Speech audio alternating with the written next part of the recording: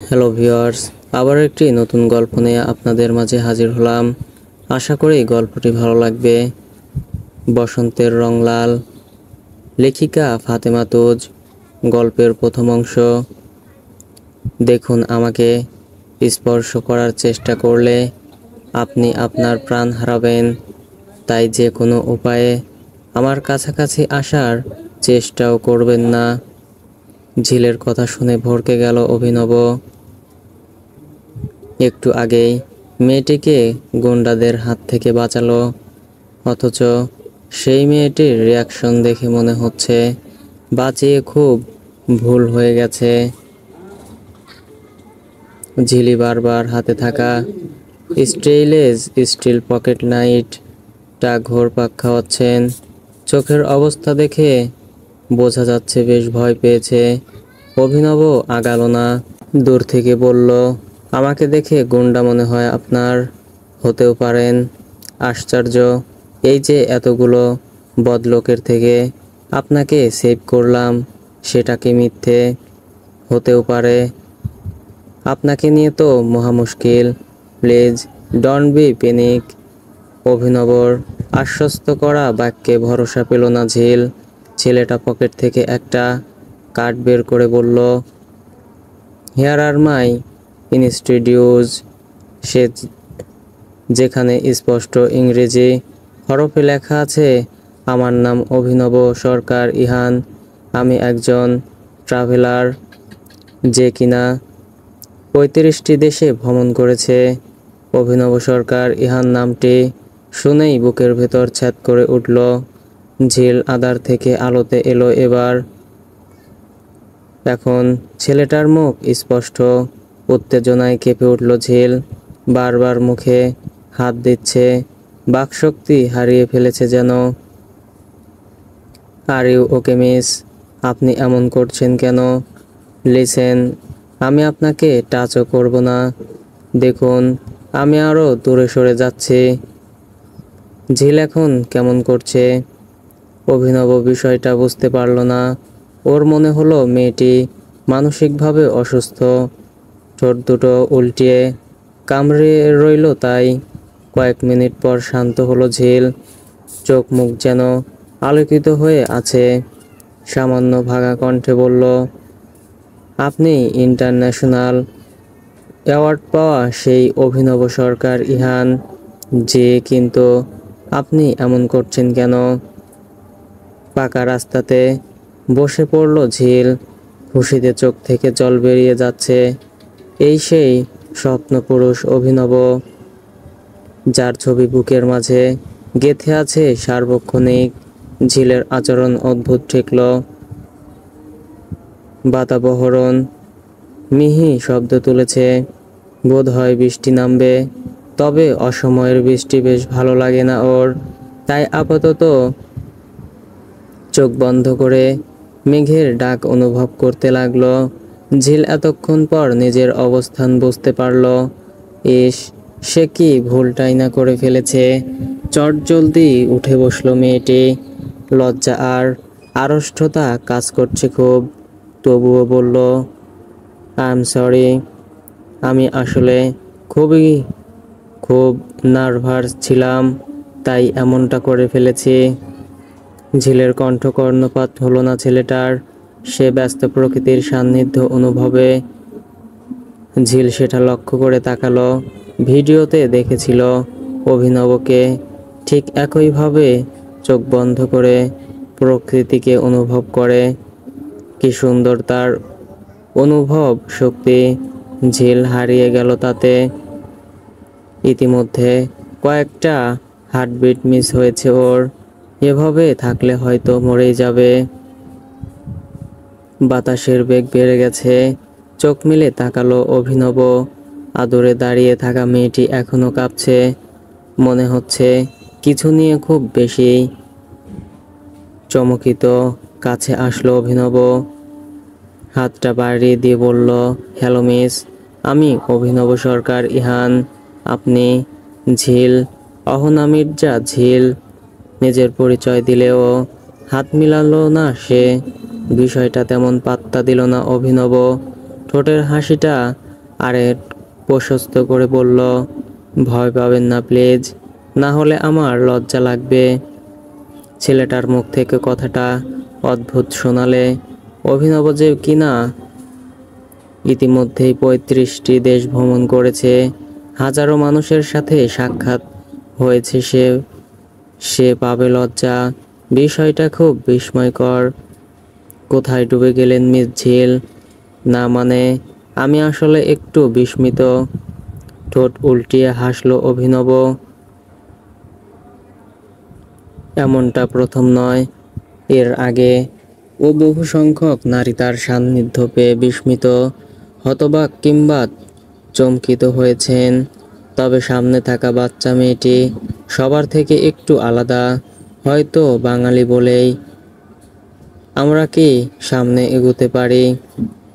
Yeah sure, ঝিলের সহজ উত্তর। এখন কিছুটা সহজ হয়েছে মেয়েটা। অভিনব প্রশ্ন করল, এই ঘন রাত্রিতে গহীন জঙ্গলে কি করছেন? আমি আসিনি, আমাকে নিয়ে এসেছে এরা। সেটা তো বুঝলাম, তবে এই রাস্তাতে কি করছিলেন? না মানে, আমি তুতলে যাচ্ছে ঝিল। মনে হচ্ছে কথাগুলো বলতে চায় না অভিনব। শোধালো, বয়ফ্রেন্ড কেস? এই না, একদমই নয়, আমার কোনো বয়ফ্রেন্ড নেই। আহা, থাকতেই পারে, এটা কোনো অস্বাভাবিক বিষয় না। না, সত্যিই নেই। কথাটা শেষ করে মুখ গোমড়া করে ফেলল মেয়েটি, যেন একরাশ ঘন কালো আধার এসে ওর চোখে মুখে ছুঁয়ে গেছে। অভিনবর ধারালো দৃষ্টি লক্ষ্য করলো সেটা। হাসি পাচ্ছে ওর। সাহসা এমন মেয়ে মানুষের দেখা পেল না, যার কিনা প্রতি ক্ষণে ক্ষণে মুখের ভঙ্গিমা বদল ঘটে। অন্যমনস্ক ঝিল হোঁচট খেয়ে পড়ে যাচ্ছিল। খপ করে মেয়েটির বাহু খামচে ধরল অভিনব। কিছুটা রাগী কণ্ঠেই বলল, কি করছেনটা কি? মন ধ্যান জ্ঞান সমস্তটা বসন্তে হারিয়ে গেছে মনে হচ্ছে। বসন্ত জড়িয়ে নিয়েছে, ভুলে গেলে হবে। লজ্জা পেল ঝিল। অভিনবর কণ্ঠের বাক্যগুলো শুনে নয়, বরং অভিনবকে এত কাছ থেকে অনুভব করতে পারায়। ঝিলের মাথাটা অভিনবর বুক বরাবর। মিহি একটা ঘ্রাণ নাকে এসে লাগছে। মনে হচ্ছে সত্যিই বসন্ত এসে গেছে। লজ্জায় লাল বর্ণের আভা ছড়িয়ে গেল ওর সর্বমুখে। অভিনব নিজেও চমকিত হলো এবার। মেয়েটির বাহু ছেড়ে দিয়ে কিছুটা দূরে দাঁড়ালো। শুকনো দুটো ঢোক গিলে তাকালো আর চোখে শ্বাস প্রশ্বাসের শব্দ শুনতে পাচ্ছে ও। এমন কেন হচ্ছে? আগে কখনো এমন নার্ভাস ফিল হয়নি তো। তবে সত্যিই কি বসন্ত এসে গেছে? একরাশ মন খারাপ নিয়ে টেরেসে বসে আছে ফারাবি। মন খারাপ হবেই বা না কেন? এই যে কলেজ থেকে বসন্ত উৎসব নিয়ে সফর করবে, অথচ এক মানব তাকে যেতে দিচ্ছে না। কেঁদে চোখ লাল করে ফেলেছে মেয়েটা। রিমি নিজেও ব্যথিত। তার ভাইটা এমন কেন? মন খারাপ করিস না জানু, দেখবি পরের বছর ঠিকই যেতে পারবি। যেতে পারবো।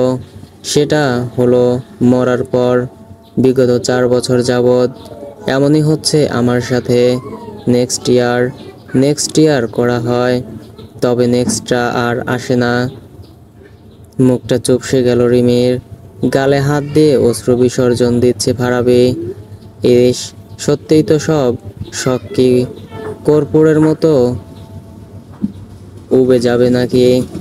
ভগ্ন হৃদয় নিয়ে চলে গেল রিমি। ভাইয়ের সামনে কথা বলার শক্তিও নেই। রিফাতের সাথে মনিকার দ্বন্দ্ব লেগে গেছে। মনিকার দাবি ঢাকা বিশ্ববিদ্যালয়ের বসন্ত উৎসবে নিয়ে যেতে হবে, অথচ রিফাত এত ঝামেলা পোহাতে চাচ্ছে না। ফোনে একচট লেগে গেল দুজনের। কল কেটে ফারহানের কাছে এলো সে।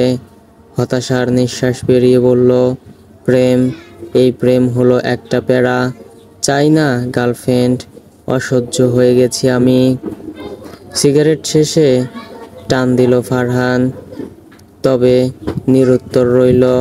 ওর ইচ্ছে করছে না উত্তর দিতে। রিফাত এবার ঝাঁজ নিয়ে বলল, তুই কি শুনতে পাস না আমার কথা? শুনলাম। কি শুনলি? তোর প্রেম কাহিনী। প্লিজ ইয়ার, কোনো সমাধান দে আমায়। ব্রেকআপ কর। আশ্চর্য। গা দুলিয়ে হাসল ফারহান। সিগারেট খাওয়া আধ কালচে ঠোঁটটা সামান্য প্রসারিত হলো, আবার সংকুচিত হচ্ছে। ছেলেটার মুখমণ্ডলে সাহসা হাসি দেখা যায় না। এই হাসি বিরল, এই হাসির মোহ অন্তহীন। ফারহাদের হঠাৎ বিশেষ আহ্বানের কারণ বুঝতে পারল না ফারহান, তবে ভেতরে ভেতরে কিছু আশঙ্কা হচ্ছে।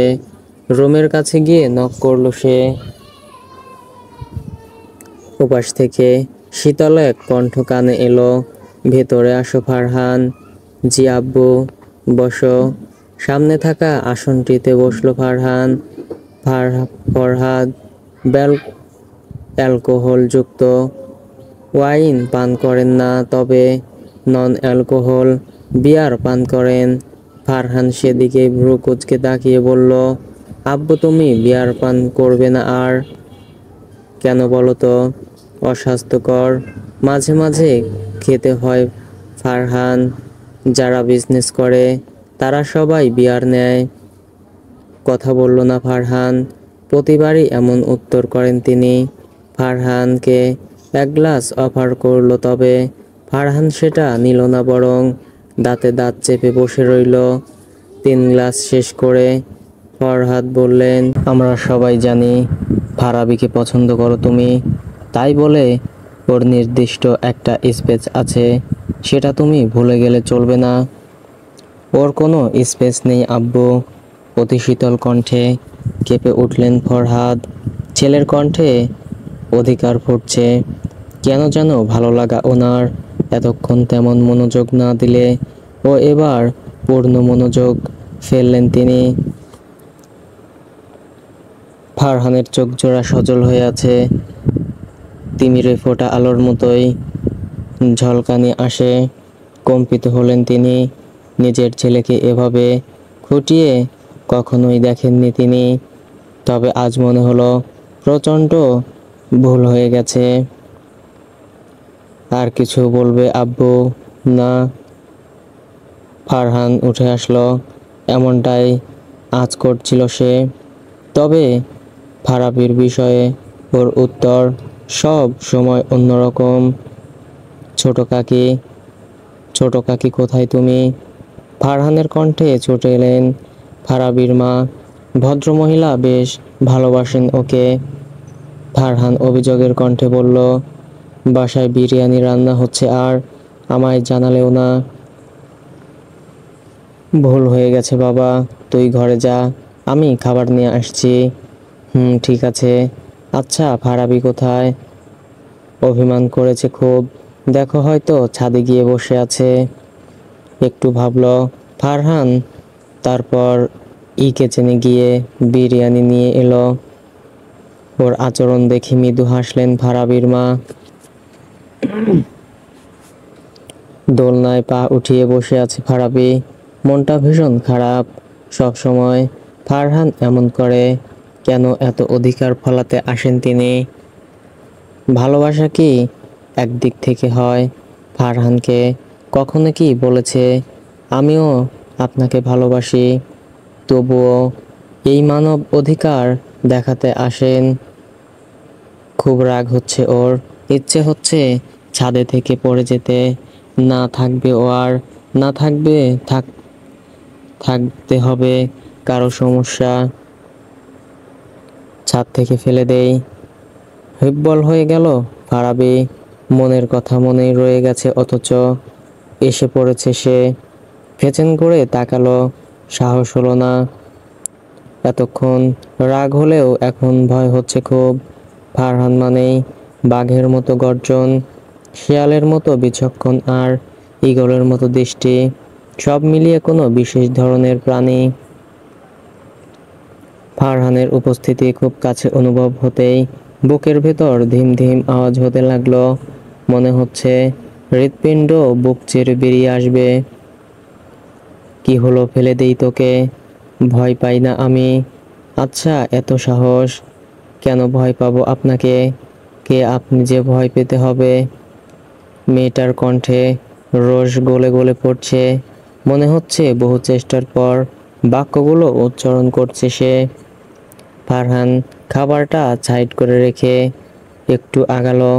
অনেক চেষ্টার পর চোখ দুটো খোলা রেখেছিল মেয়েটা, তবে ফারহানের অনাকাঙ্ক্ষিত কাণ্ডে চোখ খুলে রাখতে পারল না।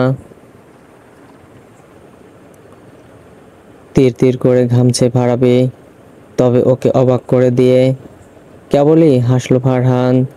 স্বর্ণপর্ণে কপালে চুম্বন এঁকে বলল, যেদিন অধিকার দিবি সেদিনই স্বাদ নিব।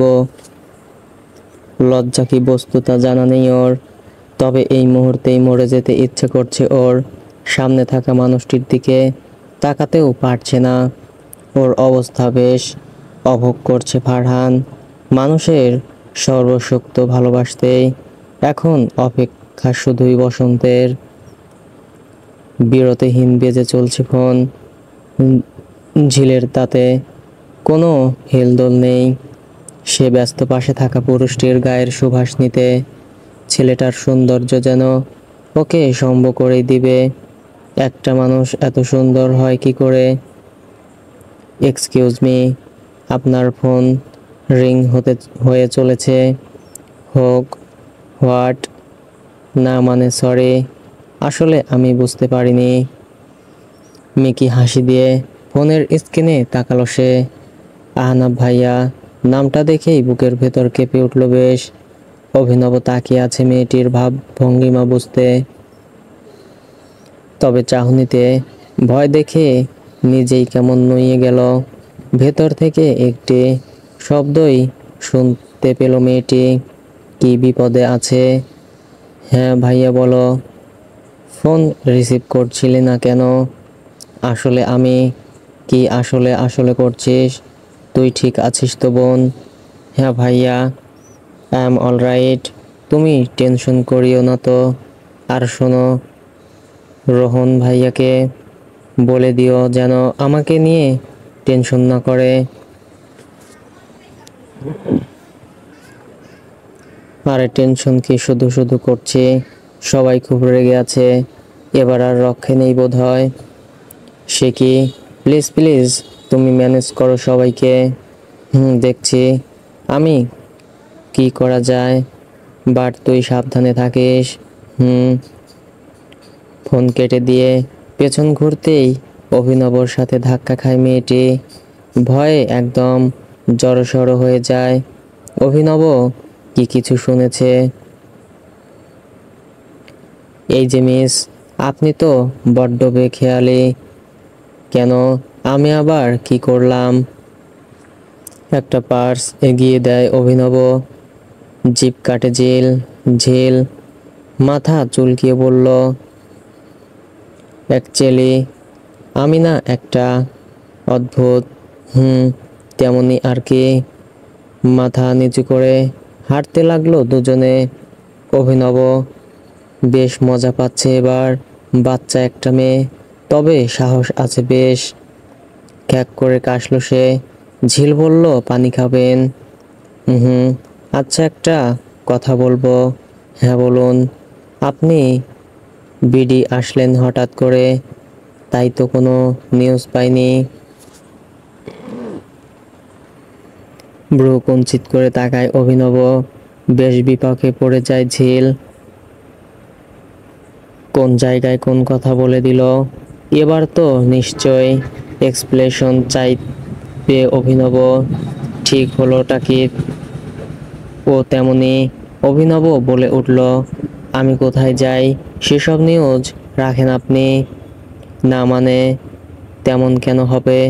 আপনি কোন দেশে ট্রাভেলের জন্য যাচ্ছেন সেটা তো নিউজে দেখানোই হয়, তাই না? তা ঠিক, তবে এবার যে আমি লুকিয়ে এসেছি। রিয়েলি? চকচকে কণ্ঠে বলল ঝিল। অভিনবর বেশ হাসি পাচ্ছে ওর উত্তেজনা দেখে, তবে সে হাসল না, বেশ সিরিয়াস অভিব্যক্তি করে বলল, কেন বিশ্বাস হচ্ছে না? আরে হবে না কেন, আমি তো আপনাকে দেখেই পালিয়ে এসেছি। Sorry, let's me explain. Yeah sure. বেশ ভাব নিয়ে দাঁড়ালো ঝিল, কিছুটা মোটিভেশনাল স্পিকারের মতোই। অভিনব ধারালো দৃষ্টি মেলে তাকালো, যেন বেশ ভালো শ্রোতা সে। ঝিলকে দেখে মনে হচ্ছে খুব আনন্দ পাচ্ছে কথা বলতে। তো বিষয়টা তো হলো যে আমি 3 বছর পূর্বে একটা নিউজ দেখেছিলাম যেখানে আপনি তথা অভিনব সরকার ইহান নামের এক পিওর বাঙালি আর জন্মগত বিদেশি ছেলে বাসা থেকে পালিয়েছে শুধুমাত্র ভ্রমণের জন্য, আর সেটা ছিল আপনার 15তম দেশ ভ্রমণ। বিষয়টা আমাকে অনেকভাবে অ্যাট্রাক্ট করলো যে আমিও আপনার পথে গমন করলাম, বাট আফসোস প্রতিবার কয়েক কিলোমিটার যাওয়ার পরে ধরা খেয়ে যেতাম। তখন তো বেশ অনেক ছোট ছিলাম, তাই আমার ভাইয়ারা সাহায্য করতো না।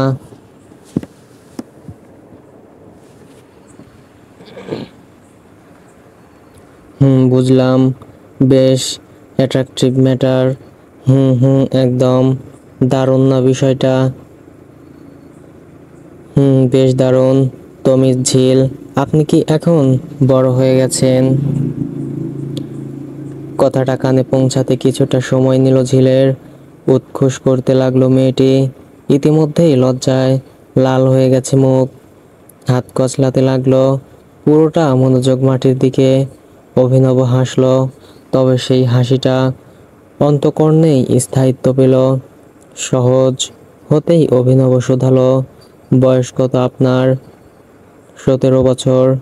বিশ্বাস করুন, এই বয়সে আমাদের পাশের গ্রামের ললিতা 2 বাচ্চার মা হয়ে গিয়েছিল, সেই হিসেবে আমি নিশ্চয়ই ছোট নই।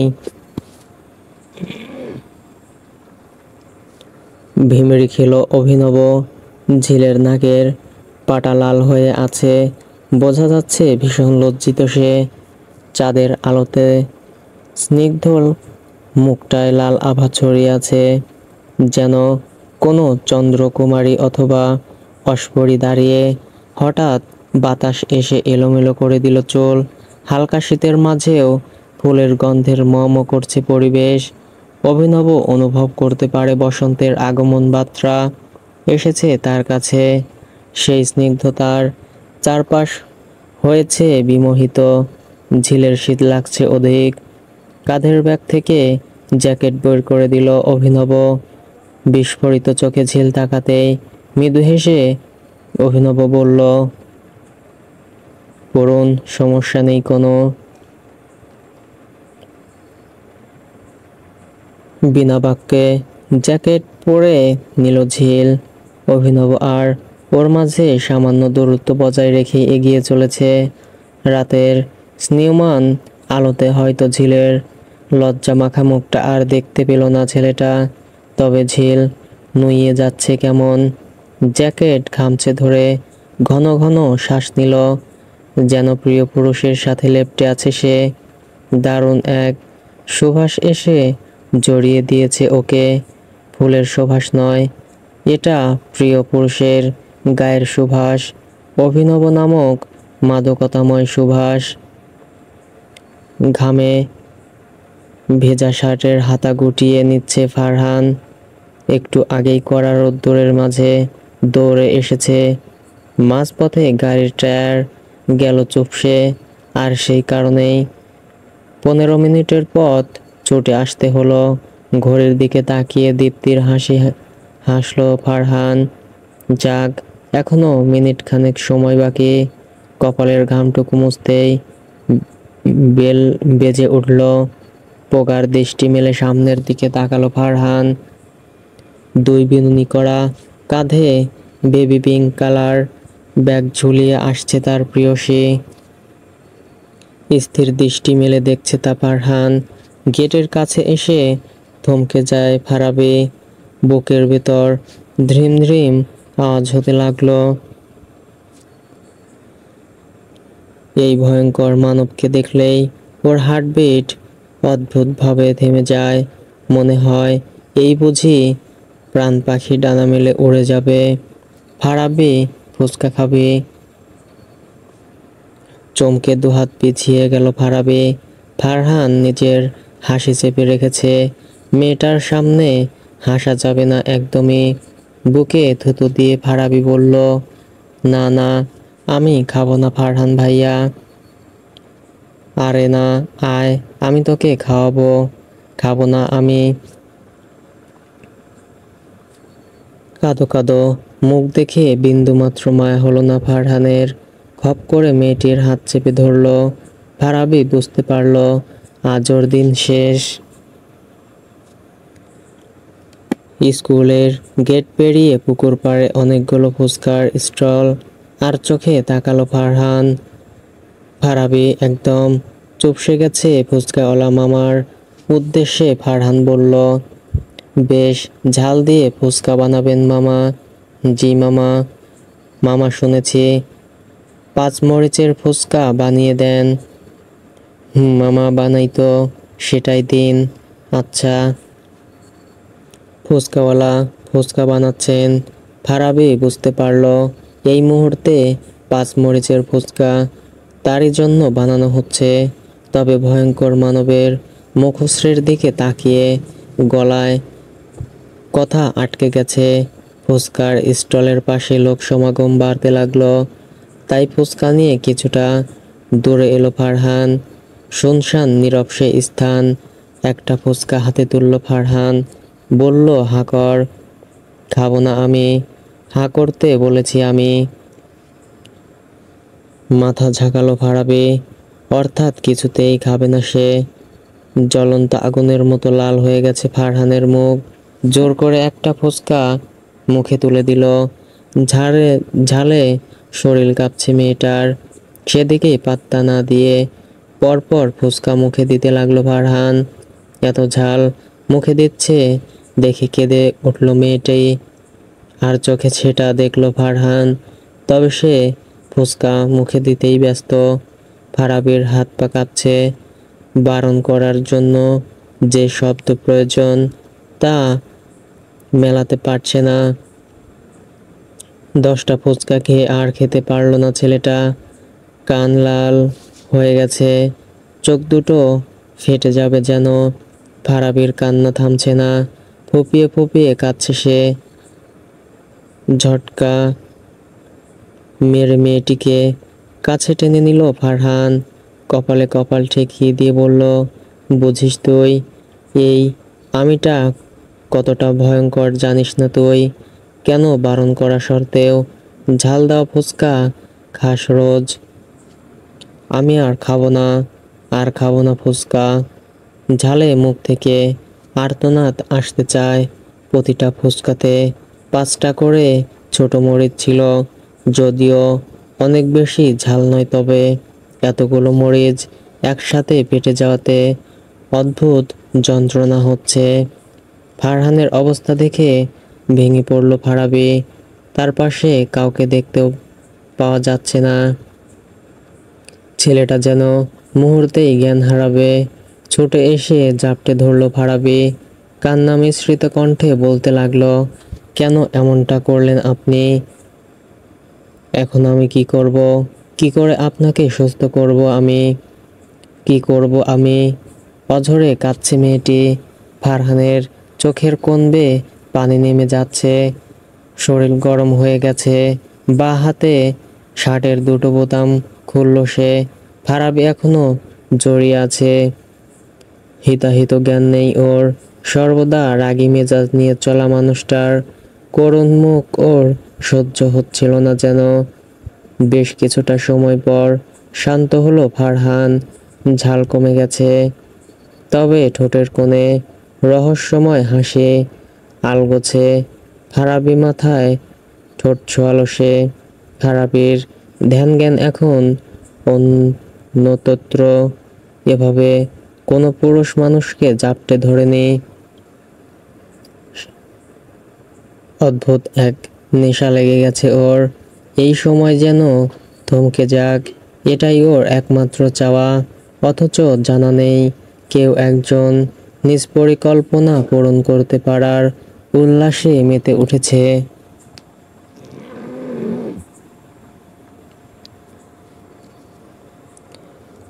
পশ্চিমা আকাশে কিছু পাখি উড়ে যাচ্ছে। ঝিল এখনো চোখ বুজে, তবে অভিনব জেগে আছে প্রকৃতির মায়ামোহতে। কি সুন্দর এই ধরা! সৃষ্টিকর্তার প্রশংসা যতই করা হোক না কেন, তা নিতান্তই তুচ্ছ এই সৌন্দর্যের কাছে।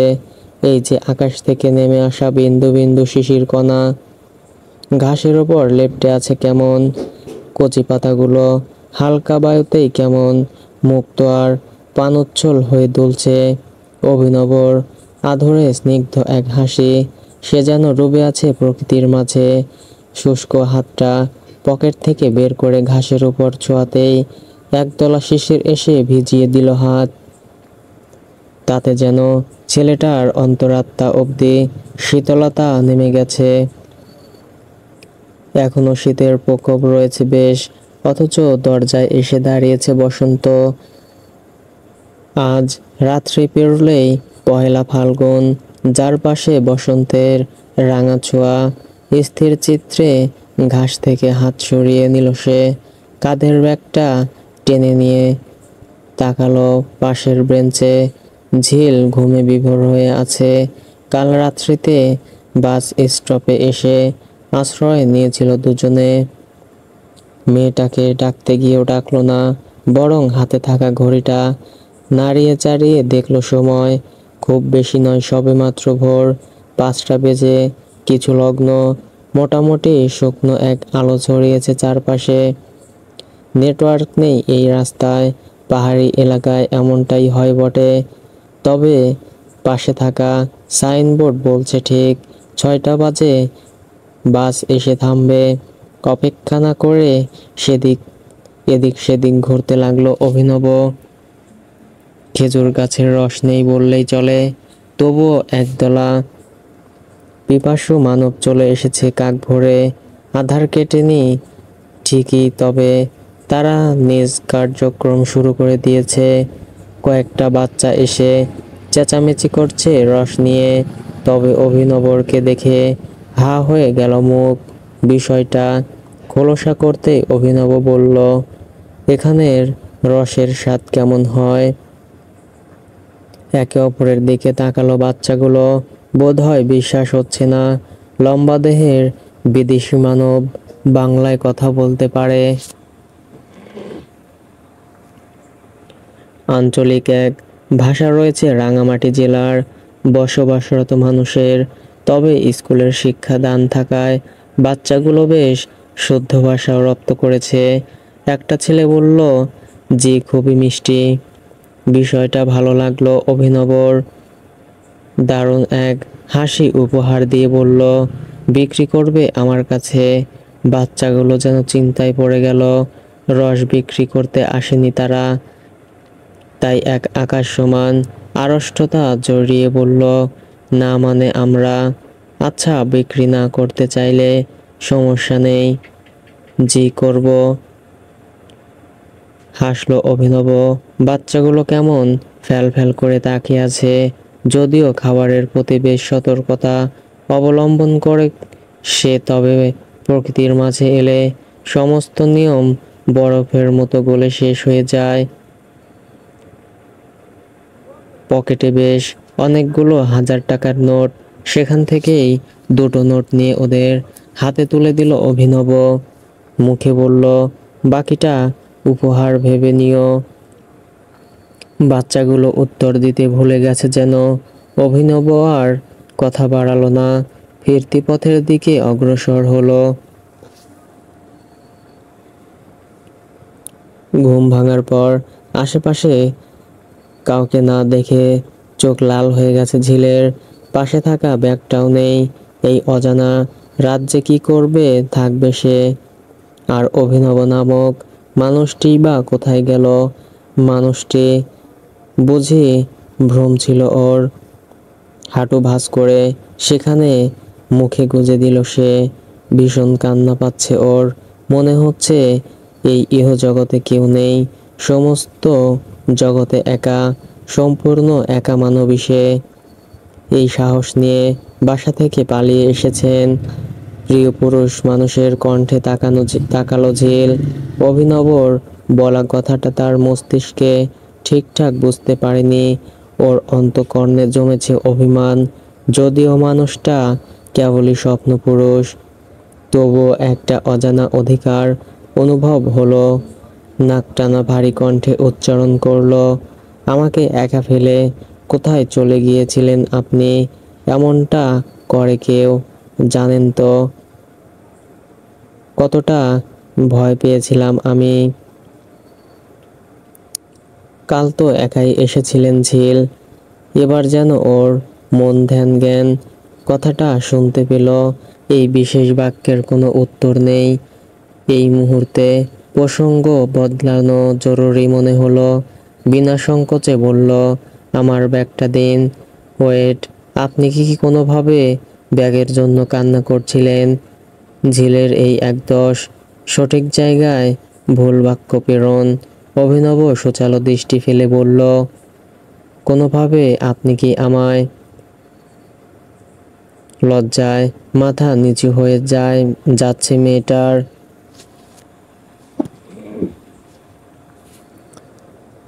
অভিনব এবার হো হো করে হেসে উঠল। স্বচ্ছ প্রাণবন্ত বসন্তর মুখর সে হাসি। বুকের বা পাশে হাত রেখে আনমনেই বলতে লাগলো Jhil, control, control, control, don't publish your feeling.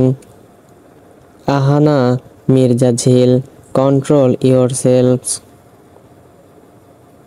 বাড়ির পাশে বসন্তর মেলা, অথচ ফারাবি সেটাতেও যেতে পারবে না। ফারহান করা নির্দেশ দিয়ে গেছে, সেই কারণে কারো সম্মুখে কান্নাও করতে পারছে না। বাগানের এক কোণে এসে মনমরা করে বসে আছে। এদিকে কিছু লোক জমায়েত হয়েছে।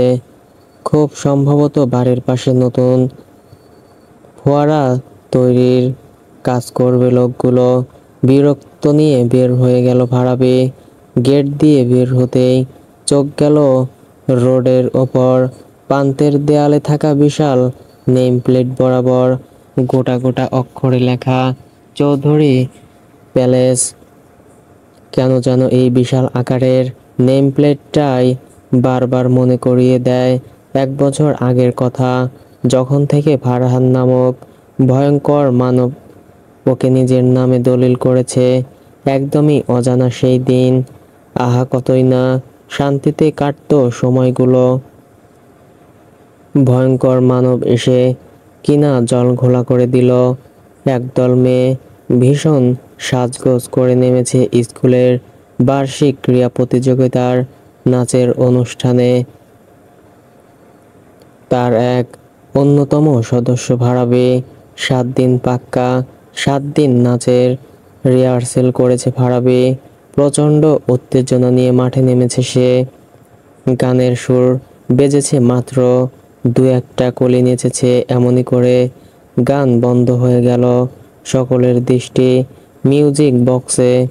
মাঝে মাঝে সিস্টেমের গড়বড় হয়ে অফ হয়ে যায় গান। তবে আজ এমনটা হয়নি। কেউ ইচ্ছাকৃত গান বন্ধ করে দিয়েছে। বান্ধবীদের সাথে বিরক্ত প্রকাশ করছিল ফারাবি। এমনই করে শীতল এক পুরুষ হাত ওকে টেনে নিয়ে গেল মাঠের বাইরে। একটা কাকপক্ষীও নেই। ফারহানকে দেখে অবাক হয়ে আছে ফারাবি। একটানে মেয়েটার গলায় থাকা ফুলের গহনা খুলে ফেলল ফারহান। লেপটে দিল চোখের কাজল। লিপস্টিকের দিকে হাত বাড়িয়েও আবার নামিয়ে নিল। ফারাবি বিহ্বল হয়ে আছে। ওর হাত দুটো টেনে ধরে হাত কামড়ে বলল ফারহান, স্কুলের মাঠে নাচ দেখানো হচ্ছে। বিনা বাক্যে তখনও দাঁড়িয়ে ফারাবি। ফারাবির হাত দুটো দিয়ে লিপস্টিক লেপটে দিল, তবুও ক্ষান্ত হলো না ফারহান। গাছের সাথে চেপে ধরলো, ব্যথায় কোকিয়ে উঠল মেয়েটি। ফারহানের চোখ জোড়া ভীষণ লাল। কন্দনরত অবস্থায় ফারাবি বলল, নাচ করা দোষের। যে মেয়ে নাচের সময় কনসিউম এর দিকে খেয়াল রাখে না, অন্তত তার কোনো অধিকার নেই নাচ করার। অগ্নিয়গিরির মতো তাকালো ফারাবি। চোখ বন্ধ করে ফারাবির অর্ধনগ্ন পিঠে হাত ছোঁয়ালো ফারহান। মেয়েটির চিত্ত কেঁপে উঠল তৎক্ষণাৎ। চোখ দুটো নিজ থেকেই বন্ধ হয়ে গেল। হতাশা ভরা চাহনিতে তাকিয়ে থেকে ফারাবিকে ছেড়ে দিল ফারহান। লজ্জায় লাল হয়ে গেছে ফারাবির গাল। ফারহান নিজ কর্মের জন্য ব্যথিত, তবে সেটা বুঝতে না দিয়ে গায়ে থাকা জ্যাকেটটা ছুঁড়ে দিল। জ্যাকেটের স্টিলের বোতাম লেগে লাল হয়ে গেল ঠোঁটের কোণ, তবে কোনো জব্দ করলো না ফারাবি।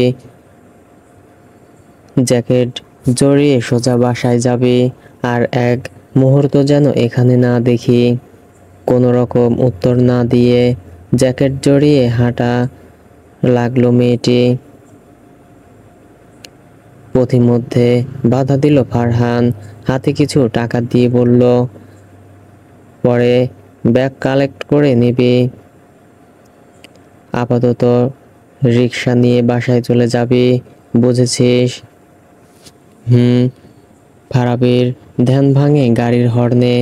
একজোড়া গভীর চোখের দিকে তাকিয়ে আছে। ভোরকে গিয়ে হাসার চেষ্টা করলো সে, তারপরই সোজা ছুট লাগালো বাসার ভেতর। ওর কাণ্ডে ফারহান ভ্রু কুঁচকে রইল কিয়ৎক্ষণ। গেট খুলে দিতেই গাড়ি নিয়ে চলে গেল নিজের বাসায়। ফাহমিদা আর লাবিব কিছুটা গম্ভীর কণ্ঠে মেয়ের দিকে প্রশ্ন ছুড়লেন, তুমি কি ফারহানকে পছন্দ করো না? বাবা মায়ের এমন প্রশ্নের প্রকোপে জান যায় যায় অবস্থা ওর। লাবিব মেয়ের চোখের ভাষা বুঝতে না পেরে বললেন, দেখো, আমরা জানি ফারহান জেদি, সবসময় আগলে রাখার প্রত্যয় নিয়েই থাকে, অধিকার শাসনও করে। এটা খারাপ কিছু নয়, তবে তোমাকে স্বাধীনতা দিয়েছি আমরা ফারহানের সাথে মানিয়ে নিতে। অসুবিধা হবে কিছুটা, তবে কঠিন কিছু নয়। তুমি কখনোই বলনি ফারহানকে পছন্দ করো কিংবা করো না, আর চুপ থাকাকে সম্মতি ধরাই হয়। তবে আজ আমি প্রশ্ন করেছি জানার ইচ্ছায়। বলো মন থেকে, আমরা তোমার কথাতেই মূল্য দিব। মানুষের মন মস্তিষ্ক সবসময় একদিকে চলে না। ফারাবির মন বলছে, বলে দে ফারহান নামক মানুষটি কে পছন্দ করিস না তুই। আর মস্তিষ্ক বলছে, বলিস না, তাহলে তোর কল্লা কাটা যাবে। ওর ভাবনা দেখে ফাহমিদা স্বামীর মুখ পানে তাকালেন। তিনি কিছুটা সময় স্থির থাকতে বললেন, ফারাবি ঠিক করে নিয়েছে সত্যিটাই বলবে, যা হবার হবে, পরে দেখা যাবে। ঠিক তখনই ফারহানের আগমন। ফারাবির দিকে না তাকিয়ে বলল, চাচ্চু তোমাকে বড় চাচ্চু ডাকছে। বলল, খুবই জরুরি কিছু আলোচনা করবে। ও ভাই কি নিচে আছে না আমাদের বাসাতে? আচ্ছা, আমি তাহলে যাই। লাবিব চলে গেলেন। ফাহমিদা ফারহানের দিকে তাকিয়ে মুচকি হাসলেন, বললেন, আমি নাস্তা পাঠাচ্ছি। ফারহান নিঃশব্দে হেসে সম্মতি জানালো। ফাহমিদার সাথে সাথে ফারাবিও যেতে নিচ্ছিল, তবে ফারহান হাত দিয়ে আটকে দিল। ফারাবি শুকনো ঢোক গিলে মনে মনে আওড়ালো, শুরু হয়ে গেল অত্যাচার। ফাহমিদা বের হতেই ফারাবির হাত দুটো মোচড়ে ধরল ফারহান। ব্যথা পেয়ে ফারাবি বলল, আমার লাগছে ফারহান ভাইয়া, লাগার জন্যই তো দিচ্ছি, তাই না? সত্যিই ব্যথা পাচ্ছি আমি। কোনো তোর উত্তরটা বল। কিসের উত্তর? চাচ্চু কি জানতে চেয়েছেন? জানি না আমি। এখন ছাড়ুন আমায়। ফারহান ছেড়ে দিল, তবে আঁকড়ে নিল নিজ বাহু ডোরে। শ্বাসরুদ্ধকর অবস্থা, ছোড়াছুড়ি করছে ফারাবি। ফারহানের গরম নিঃশ্বাস আছড়ে পড়ছে ওর চোখে মুখে। ফারহানের মনের ভেতর তোলপাড় চলছে, শ্বাস ভারী হয়ে আসছে। নিজেকে নিয়ে চিন্তিত হলো সে।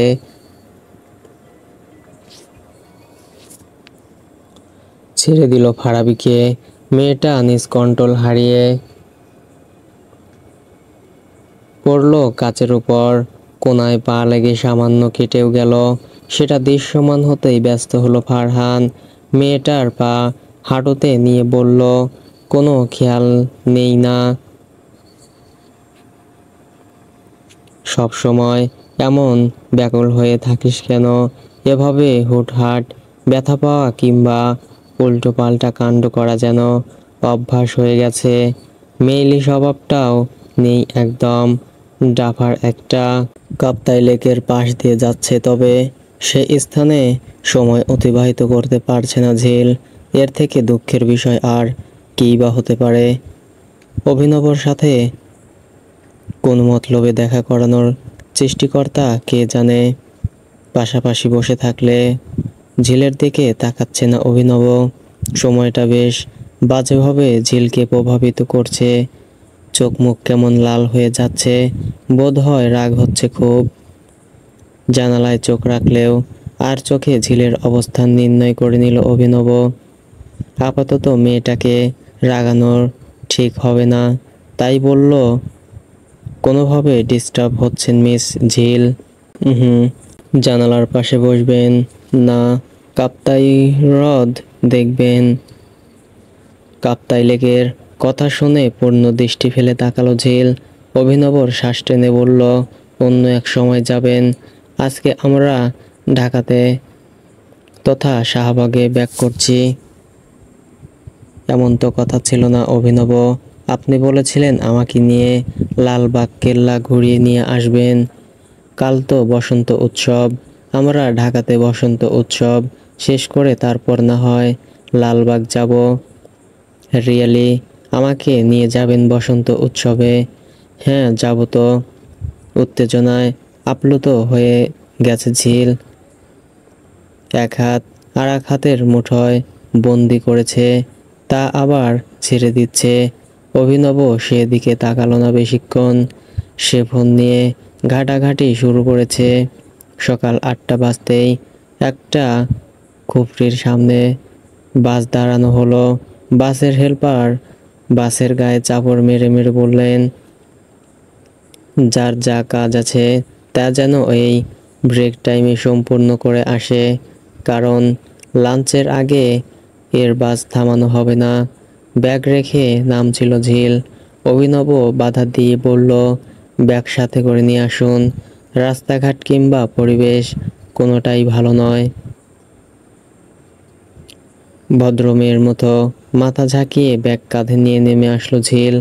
কাঁধে ব্যাগ নিয়ে ওর থেকে এক হাত আগে হাঁটছে ঝিল।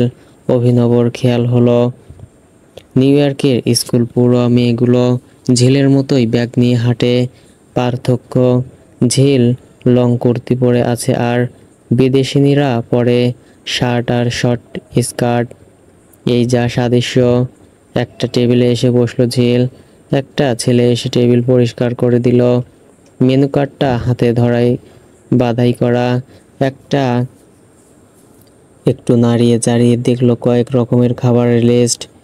অতিথিরা সম্পর্কে বেশ ভালোই জানে অভিনব, তাই কার্ডটা ঝিলের দিকে এগিয়ে দিল আমতা আমতা করে। ঝিল বলল, আপনি অর্ডার করুন না। আপনি করুন, ইটস মাই রেসপন্সিবিলিটি। ওয়েল, তাহলে ট্রিট দিচ্ছেন আমাকে? ধরে নিন। ওকে ওকে, আমি আবার ট্রিট মিস করি না। মেনু কার্ডটা ভালো করে পড়ল ঝিল। তেমন আহামরি কিছু নাস্তা নেই। পরোটা আর তরকারি দিতে বলল সে। অভিনব নিজের জন্য রুটি, ভাজি আর ডিম সিদ্ধ নিল। খাবার মোটামুটি ভালোই ছিল। অভিনব রিসার্চ করে জেনেছিল রাঙামাটি জেলার কমলা খুব ভালো হয়, তাই 2 গ্লাস কমলার রস নিয়ে নিল। ঝিলের পেট ভরা দেখে অভিনব বোতলে নিয়ে নিল সেটা। এতটা রাস্তা খারাপ লাগলে না হয় ফলের রস খাওয়া যাবে। বাসে চেপে বসেছে অনেকটা সময়। বাসের ড্রাইভার কি যেন ভেজাল বাঁধিয়ে দিয়েছেন। অভিনব যেতে নিলেই ঝিল বলল, যাবেন না প্লিজ।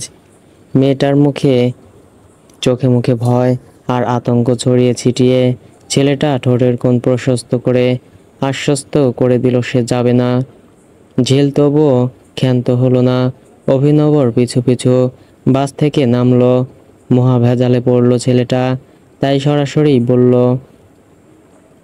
আমি আসলে একটা পার্সোনাল কল করব, যদি একটু সরে দাঁড়াতেন। লজ্জা পেয়ে দূরে এসে দাঁড়ালো মেয়েটি, তবে মনের ভেতর কেমন খসখস করছে। আচ্ছা, অভিনব কি প্রেমের সম্পর্কে আবদ্ধ? ভাবতে ভাবতে একটা গাছের সাথে মাথা ঠুকে গেল। মেজাজটা চরম খারাপ হতে শুরু করেছে। অভিনব যদিও বা প্রেমে জড়িয়ে থাকে, তাতেই বা ওর কি? ছেলেটা স্বপ্নপুরুষ হলে সে তো স্বপ্নে থেকেই যাবে, তাই না? এটাই তো নীতি। হতাশার শ্বাস ফেলল কয়েকবার। আকাশটা কুয়াশায় ডুবে আছে। আজ বাদে কাল বসন্ত, অথচ দেখো কুয়াশার চাদর প্রকৃতির গায়ে এখনো লেপ্টে আছে। বাসের হেল্পারের ডাকে অভিনবর কথা শেষ করলো দ্রুত। পাশে পাশে তাকিয়ে দেখলো বেশ অনেকটা দূরে দাঁড়িয়ে ঝিল। দ্রুত পায়ে সেখানে উপস্থিত হলো সে। মেয়েটির ভাবনা দেখে গোল গোল করে তাকালো। কেমন ঠোঁট কামড়ে ডুবে যায় ঘোরে। অদ্ভুত লাগে খুব, ভীষণ অদ্ভুত তো মেয়েটি। আজকে রাঙামাটিতেই থেকে যাওয়ার প্ল্যান করেছে ঝিল। ফিসফিস করে কণ্ঠ হঠাৎ কর্ণপাত হওয়ায় আঁতকে উঠল মেয়েটি। অতিরিক্ত চমকায়িত হয়েছে সে, তাই বুকে থুতু দিয়ে প্রচলিত পদ্ধতির 1 থেকে 10 অবধি গুনে হালকা হাতে চাপড়ে নিল। সময়টা পুরোই মাথার উপর দিয়ে নেমে গেল ছেলেটার। মেকি হাসি ঝুলিয়ে দিল, বলল, হ্যাঁ হ্যাঁ চলুন। বাসে এসে বসলো ঝিল। অভিনব আরেক পলক তাকালো চারপাশে। প্রকৃতির প্রতিটা সৌন্দর্য বিমোহিত করে ওকে। প্ল্যান অনুযায়ী সাজেক ভ্যালি ঘোরার কথা ছিল, অথচ পথিমধ্যে মেয়েটি এসে পড়ল। আর এখন কত কি না করতে ইচ্ছে ওর। ভাবতে ভাবতে হেল্পার আরেক হাঁক ছেড়ে ডাক জোড়ালেন, নেহাতি বিদেশিদের মতো দেখতে অভিনব, না হলে আচ্ছা করে বকে দিত হেল্পার ছোকরাটা। পা খুঁড়িয়ে খুঁড়িয়ে হাঁটছে ফারাবি। ভালোই আঘাত লেগেছে পায়ের আঙ্গুলে, তবুও হেঁটে চলেছে অনর্গল। মনে মনে সখানে গালি প্রদান করেছে সেই ভয়ঙ্কর মানবকে। না, আর সহ্য করা যায় না। এমন ভাব দেখায় যেন বিয়ে করাবো। স্থির করলো ফারাবি, যে কোনো কিছুর জন্য সে যাবেই যাবে। বাড়ির পাশেই বসন্ত মেলা, অথচ যাবে না সে। ফাহমিদা শাড়ি ভাঁজ করছেন। ঘুরিয়ে ঘুরিয়ে সেখানে উপস্থিত হলো ফারাবি। ফাহমিদা দেখেও না দেখার ভান করে রইলেন। কষ্ট পেল ফারাবি। এই ভয়ঙ্কর মানব মা নামক মানুষটিকেও ও হাতে করে নিয়েছে। দরজার কাছে এসে আবার ফিরে এলো সে। ফাহমিদার কাপড়গুলোতে শুয়ে পড়ল অকপটে। ফাহমিদার কোনো হেলদোল নেই। ফারাবি এবার রুষ্ট গলায় বলল, তুমি কি আমাকে বোঝো না আম্মু? বোঝার মতো কিছু নেই। ফারহান নিশ্চয়ই ভালো বুঝেই যেতে বারণ করেছে। ভালো বুঝেন উনি, সর্বদা এমন করে আমার সাথে। আমি কাউকে বোঝাতেও পারছি না। দেখো, আমি এসবের মাঝে নেই। তোর আব্বুকে যা বলার বল। বলবো, আব্বুকেও বলবো। ওই ভয়ঙ্কর মানব তোমাকেও হাত করে নিয়েছেন। জানি না কবে আব্বুকেও হাত করে নেন। ফোনে বললে তো কিছুই বুঝবে না আব্বু। ধ্যাত, বলবই না আমি। মেয়ের দিকে তাকিয়ে আবার কাজে মনোযোগ হলেন ফাহমিদা। এই মেয়েটাকে বোঝা বড্ড মুশকিল। এক এক সময় এক এক মতামত জুড়ে দেয়, নিজের ওপর কোনো নিয়ন্ত্রণই নেই। ছাদ থেকে বসন্ত উৎসবের জন্য সাজানো স্কুলের মাঠটা দেখা যায়। ফারাবি সেই দিকেই তাকিয়ে আছে। কি হবে বাড়ির পাশের মেলায়, একটু আনন্দ উল্লাস করলে। ওই ভাবনার মাঝেই চিলেকোঠা দিয়ে ছাদে প্রবেশ করে রিফাত। কানে ফোন গুঁজে দিয়ে কথা বলছে। কখনো হাসছে তো কখনো বাংলার পাঁচের মতো করে নিচ্ছে মুখ। ফারাবি যেন আশার আলো খুঁজে পেল। রিফাতের সাথে গেলে নিশ্চয়ই বাধা নেই। রিফাত যেদিকে যাচ্ছে ফারাবিও পেছন পেছন সেদিকে যাচ্ছে। একই ভঙ্গিমা করে হাঁটছে ও। কথার মাঝে কেউ এমন অনুসরণ করলে বিরক্ত হওয়ারই কথা। রিফাত কল কেটে দিয়ে বলল, কি হয়েছে? এমন পাগলের মতো ঘুরছিস কেন? বসন্ত উৎসবে যাব ভাইয়া। তো যা। বারণ করেছে কে? যেতে দিচ্ছে না তো। কে যেতে দিচ্ছে না? তোমার জল্লাদ বন্ধু ফারহান বারণ করেছে। ফারাবি মাথা কাত করে বলল, সে বলেছে আমি যেন এক পাও বাইরে না যাই আর কাউকেও না বলি। সে বারণ করেছে, যদিও বা বলা না বলাতে যায় আসে না তার। প্লিজ ভাইয়া, আমি যাব। একদমই নয়। ফারহান যেহেতু বলেছে তো ভেবেই বলেছে। আর প্রয়োজন নেই। আমি না হয় তোকে মেলা থেকে পাঁপড় ভাজা এনে দিব। মানুষের মনও বুঝি ফুটো বেলুনের মতো চুপসে যায়। এই যে ফারাবির ছোট্ট মনটা চুপসে গেল কেমন করে। সকলে ফারহান ভাই কেই এত মান্য করে, কি আছে এই মানবের মাঝে। ফারাবি তো ভয়ঙ্কর রাগ মিশ্রিত চাহনি আর জোর খাটানো ছাড়া আর কিছুই দেখতে পায় না ওনার মাঝে। এখন একমাত্র ভরসা বড় আপু।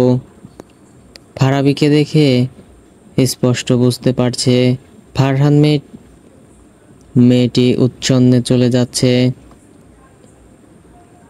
আরও শাসন করতে হবে।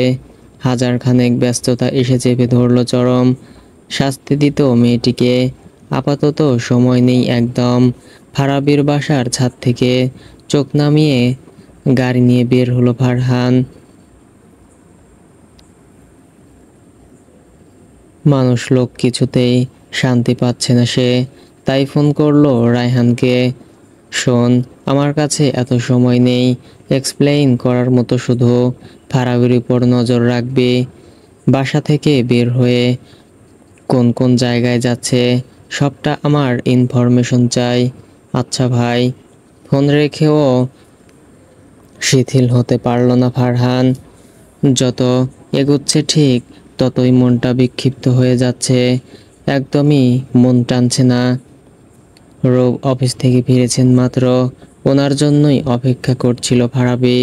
দ্রুত গতিতে কিচেন থেকে পানি নিয়ে এসে সামনে দাঁড়ালো। রৌব পানি পান করে বললেন, কিছু বলবে মামুনি? জি বড় আব্বু। তো বলো। এটা তো চিন্তিত দেখাচ্ছে কেন? আসলে বড় আব্বু, আমি বসন্ত উৎসবে যেতে চাই। হ্যাঁ তো যাবে, না যাওয়ার কি আছে? ফারাবির মুখ হা হয়ে আছে। রৌব একটু পর বললেন, ফারহান কি বারণ করেছে যেতে? গরম ভাতে পানি ঢেলে দিলে যেমনটা অনুভব হবে ঠিক তেমনটাই অনুভব হলো ফারাবির। মলিন আর শুষ্ক হয়ে গেল মুখ। ঠোঁট দুটো হালকা হালকা নড়ছে। মনে মনে ফারহানকে তেলে ভেজে ফেলেছে যেন। ফারাবির মাথায় হাত রেখে রৌব বললেন, বান্ধবীদের সাথেই যেও, একা একা যেও না কেমন? জি বড় আব্বু। ক্লান্ত ভঙ্গিতে কাউচ থেকে উঠে চলে গেলেন রৌব। ফারাবির মনে শত প্রজাতি ডানা ঝাপটা দিচ্ছে। খুশি তো মরেই যেতে ইচ্ছে করছে। রিমি এসে ধাক্কা দিল ফারাবিকে। ফারাবি ভ্রু নাচিয়ে বলল, কি ভেবেছে তোর ভাই? আমার সাথে অত্যাচার চলবে না। বলে দিস ওই শয়তান মানবকে, ফারাবি ভয় পায় না ওনাকে। তোর মাথা ঠিক আছে? কেন? আমি আবার কি করলাম তোরে? ভাইয়া জানলে তুই শেষ। তুই আর তোর ভাই দুজনই জঘন্য। এখন শর্ত। রিমিকে ঠেলে বাইরে চলে এলো ফারাবি। গালে হাত দিয়ে বসে রইল রিমি। কে জানে কি আছে এই মেয়ের কপালে। লাঞ্চ করার ফুসরত অবধি নেই। মাত্র 15 মিনিট সময় দিয়েছে লাঞ্চ করার জন্য।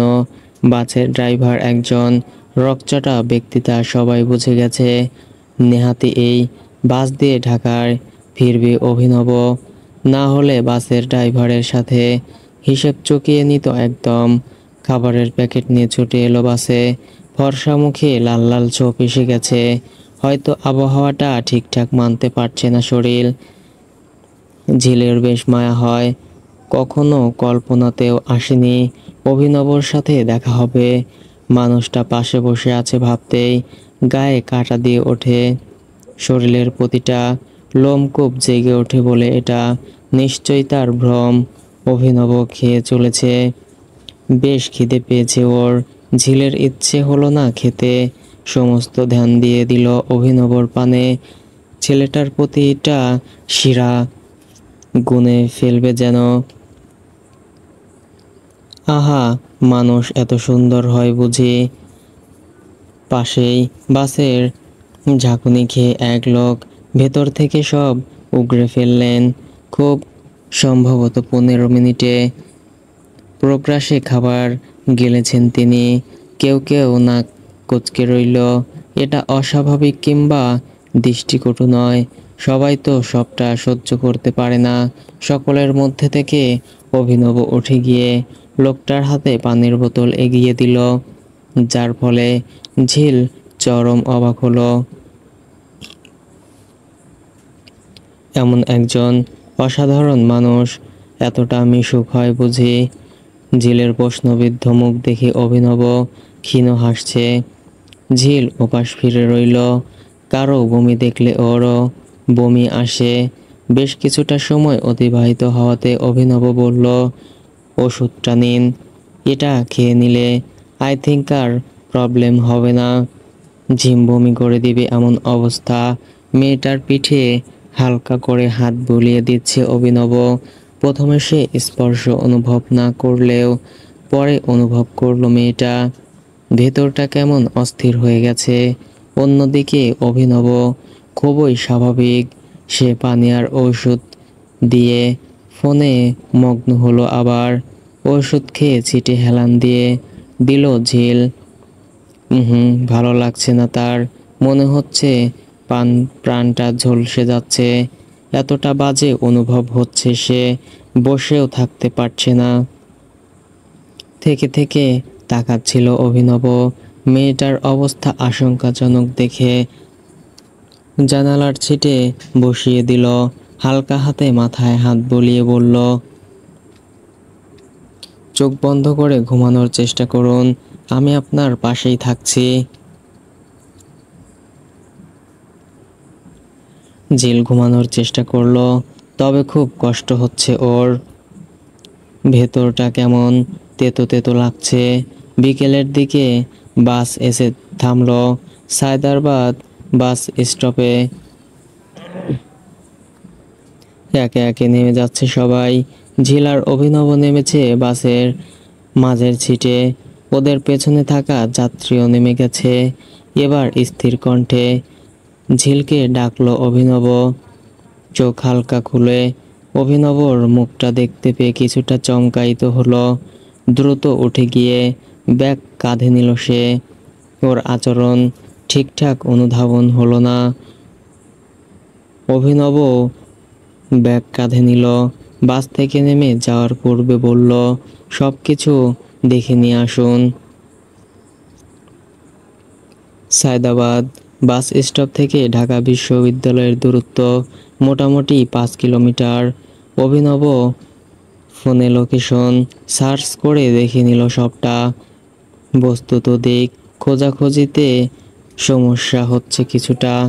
পূর্বে এই স্থানে আশা হলে হয়তো আরো দ্রুত সহজতর রাস্তা দিয়ে আগাতে পারত। তবে এখন এই স্মার্টফোনই ভরসা। আশেপাশে চোখ বুলালেও ঝিলের সম্পূর্ণ মনোযোগ রয়েছে অভিনবর দিকে। ওর দুই চোখ বারবার স্মার্টফোনের স্ক্রিনে তাকানোর চেষ্টা চালাচ্ছে। তবে এই লম্বা দেহের বিদেশি মানবের হাতটা ওর মাথারই কিছুটা উপর। একটা বদ অভ্যাস রয়েছে ওর, অধিক চিন্তায় চিন্তিত হলে নিজের অজান্তেই আঙ্গুল চলে যায় মুখে আর নখ কামড়াতে থাকে। অভিনব ফোনের কার্যক্রম শেষ করে তাকাতেই সেটা লক্ষ্য করলো। নখ কামড়ানোটা খুবই বাজে লাগে অভিনবর, সেই কারণে কপালের মাঝে ভাঁজের সৃষ্টি হয়ে গেছে। ইচ্ছে করছে বেশ কড়া কথা শুনিয়ে দিতে, তবে এই স্থানে সেটা সম্ভব নয়। পরিকল্পনা মাফিক কাজ করতে হবে তাকে, না হলে ঝিল তার কথার অগ্রাহ্য করবে নিশ্চিত। কারণ মেয়ে মানুষের মন অত্যন্ত আবেগী হয়।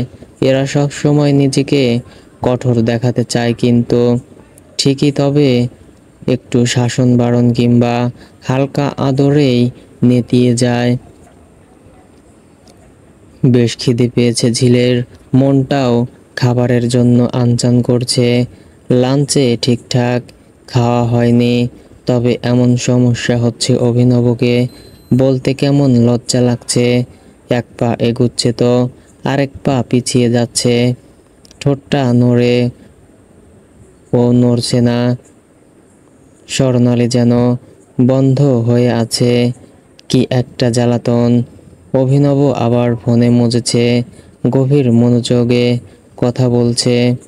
রাগার ক্ষোভে ক্ষুব্ধ হয়ে হচ্ছে ঝিল, কোনো কিছু না ভেবেই রাস্তা পারাপার হতে যায়। তৎক্ষণাৎ একটা ট্রাক এসে পড়ে। অভিনবর চোখ দুটো ফোন থেকে সরে যায় রাস্তায়। কেবলই চিৎকার করে ওঠে, ঝিল সরে যান। চিৎকারের শব্দে পেছনে তাকায় ঝিল, তবে বুঝতে পারে না কি হতে চলেছে। কয়েক সেকেন্ডের ব্যবধানে ট্রাক এসে থামে ঝিলের বরাবর। বেশ জোরালো ব্রেক কষেছেন ড্রাইভার, তবে ঝিলের শরীর কাঁপছে। অভিনব ছুটে এসে রোড থেকে নামিয়ে নিল তাকে।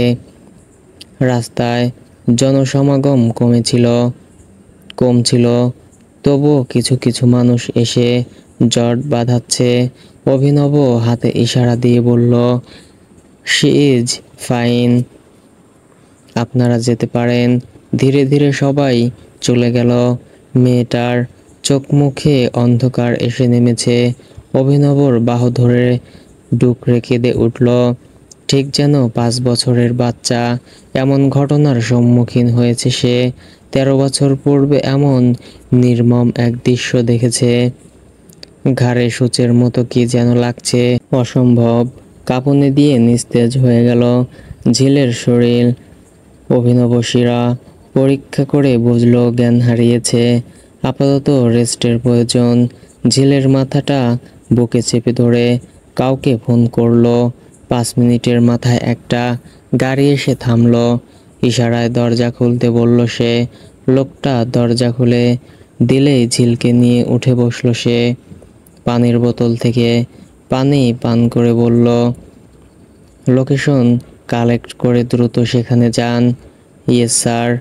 কপালের বেবি হেয়ারগুলো নাকে মুখে এসে বিরক্ত করছে খুব। ঝিল অবচেতন থাকায় সেটা অনুভব করছে না, তবে অভিনব করছে বেশ। খুব সূক্ষ্মভাবে চুলগুলো গুছিয়ে নিয়ে চোখ বন্ধ করলো।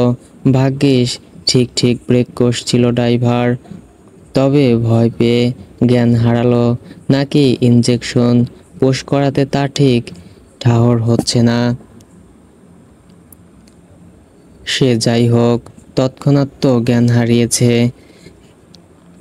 আর এখন কাজটা বেশ সহজ হয়ে গেছে। ভয় পেয়ে জ্ঞান হারালেও ইনজেকশনের প্রভাবে 2 ঘন্টা জ্ঞান আসবে না। আর এর মাঝেই কাজ হয়ে যাবে। বুক ভরে স্বস্তির শ্বাস নিয়ে জানালা দিয়ে চোখ গলিয়ে দিল অভিনব। এই প্রকৃতি একবার নয় বারবার বিমোহিত করে ওকে। হাতে মেহেদি দিচ্ছে ফারাবি। মোট কথা বসন্ত উৎসবের সাজ সজ্জা আজ থেকেই শুরু করেছে সে। বাতাসে ফুলের গন্ধ মোমো করছে, নানান আয়োজনের হট্টগোল আওয়াজের ধ্বনি শোনা যায়। প্রিয় প্রকৃতি সেজে উঠেছে নতুন রূপে, নতুন সাজ সজ্জায়, নতুন রূপে। নতুন তো ছড়িয়ে দিবে এই ধরায়। ফারহান না থাকাতে বেশ আরাম করে বসেছে ফারাবি। ভয়ঙ্কর মানব থাকলে এ বাসাতে ওর টিকিটাও দেখা যায় না। তাই মনে মনে রিমি তার ভাইকে গালি প্রদান করলো। চপার মুড়ি রেখে বসলো পাশে। মেয়েটা বেশ ভালো অঙ্কন শিল্প রপ্ত করেছে। আমাকে খাইয়ে দে না বাবু। বললে আসছে আমার প্রিয়সী। আমি তো তোর প্রিয়সী, তাই না? হয় আমার ভাইয়ের প্রিয়সী সেহেতু আমারও প্রিয়সী। মজা করিস না তো। তোর ভাইকে আমার জঘন্য লাগে। কেন রে, আমার ভাই কি সুন্দর না? না, একদমই সুন্দর নন তিনি। প্রচণ্ড ভয়ঙ্কর আর খবিশ লোক। মাঝে মাঝে ইচ্ছে করে মাথা ফাটিয়ে দিতে। হতাশ হলো রিমি। এই যে তার ভবিষ্যৎ ভাই পত্নীর মুখে ভাইয়ের নামে বদনাম, অথচ পৃথিবী উল্টে গেলে ওই ফারাবিকেই বিয়ে করবে ফারহান। রিমির মাথায় চাপড় দিল ফারাবি। কিছুটা ভয় পেয়ে গেছে রিমি। চোখ দুটো আবার চিন্তিত হলো। তুই কি ভাবছিস বলতো? তোর কথা? আমার কথা? তো কি ভাবা হচ্ছে?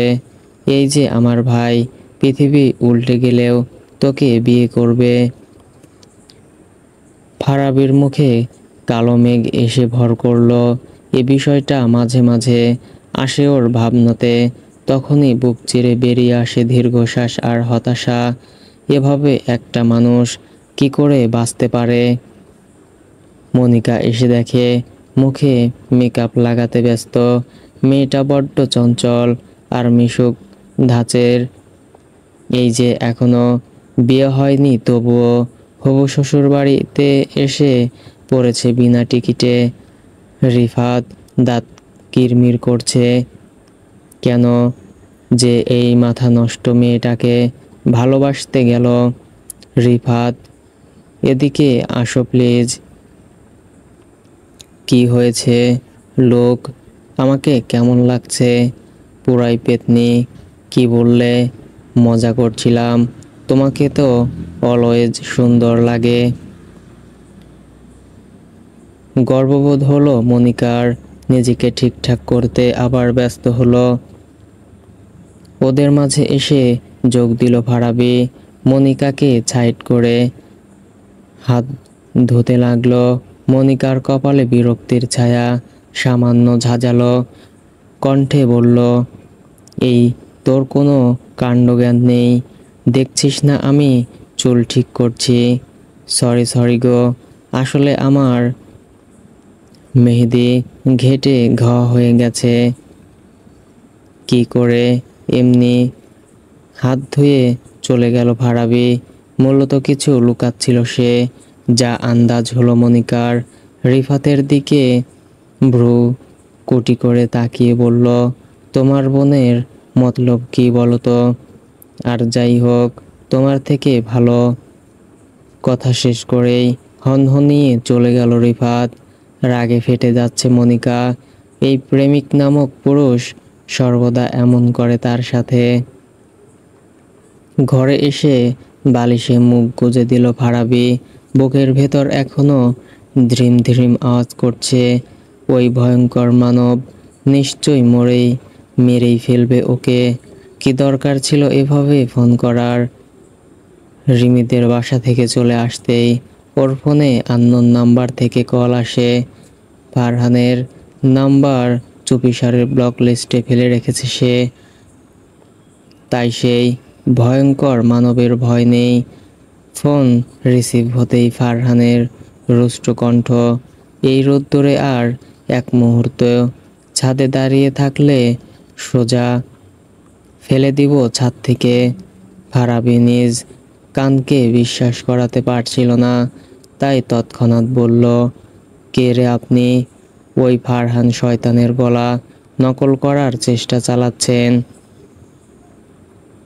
থাপড়িয়ে দাঁত ফেলে দিব। এবার সত্যিই ভরকে যায় ফারাবি, কাপা কাপা কণ্ঠে বলল, কে কে আপনি? একটু আগে যাকে শয়তান বললি আমি সে। কথাটা শুনেই হাত থেকে ফোনটা পড়ে যায়, আর ধরার চেষ্টা করতেই দেয়ালে হাত লেগে মেখে যায় মেহেদি। ফারাবি হাতের দিকে তাকালো, একপাশে নিজের প্রিয় ট্রাভেলার্সের নাম লিখেছিল সে, এখন সেটা পুরোই হয়ে গেছে। ভীষণ কান্না পাচ্ছে ওর। অভিনব নামের অলেপটে গেছে, সব ওই ভয়ঙ্কর মানবের দোষ। কিছুতেই ওই অসভ্য লোকটাকে বিয়ে করবে না ফারাবি। সো ফ্রেন্ডস, ভুল ত্রুটি হলে ক্ষমার দৃষ্টিতে দেখবেন, এবং গল্পটি কেমন লেগেছে অবশ্যই কমেন্ট করে জানিয়ে দিবেন, এবং নিত্য নতুন গল্প দেখতে চাইলে চ্যানেলটি সাবস্ক্রাইব করে পাশেই থাকবেন। ধন্যবাদ সবাইকে।